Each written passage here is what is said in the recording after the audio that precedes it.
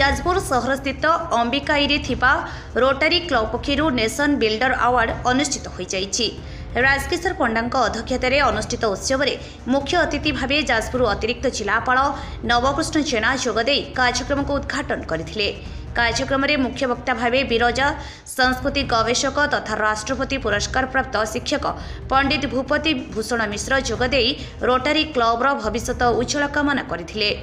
एही अवसर में अन्यमानक मध्यरे वरिष्ठ शिक्षाविद दामोदर बेहेरा, रोटारी क्लब्र सभापति नित्यानंद मिश्र और संपादक प्रसन्न कुमार विश्वाल जोगदे कार्यक्रम उद्देश्य संपर्क में मत व्यक्त करथिले। एही परिप्रेक्षी में समाज व देश गढ़िबारे प्रमुख भूमिका ग्रहण करिथिबा जिलार कोण अनुकोणरू आसिथिबा 12 जन आदर्श शिक्षक मानकु क्लब पक्षरु मानपत्र उपढकन प्रदान पूर्वक संबोधित करा जायथिला।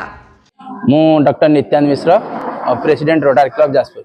प्रति वर्ष रोटारी इंटरनेशनल आदर्श शिक्षक मान को सम्मानित करता है। से परिप्रेक्षी आज रोटारी क्लब जाजपुर जिलार 12 जन कृति बा सम्मानास्पद शिक्षक मान सम्मानित करछि, जो मानकर अवदान समाज गढ़िबारे एवं देश गढ़िबारे रही एवं यही सम्मान तांकु आहुरी आगो को इन्स्पायर करिवो एवं से माने केमिति आहुरी तांका शिक्षक वृत्ति की आहुरी भल भाव करि परिबे ए सम्मान उद्देश्य। आज जाजपुर रोटारी क्लब पक्षरु जो नेशन बिल्डर अवार्ड 2024 ए उत्सव निश्चित भाव में सामाजिक दृष्टिकोण अत्यंत गुरुत्वपूर्ण भूमिका ग्रहण कर बोली आम आशा करूँ।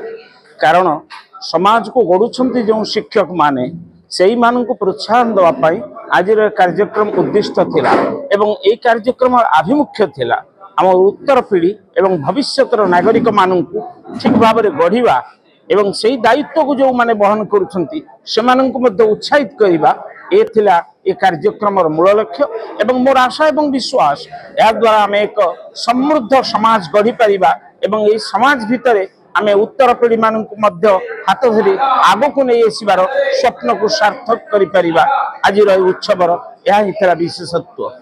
जाजपुर अभिमन्यु मिश्र रिपोर्ट लिव लाइव ओडिया।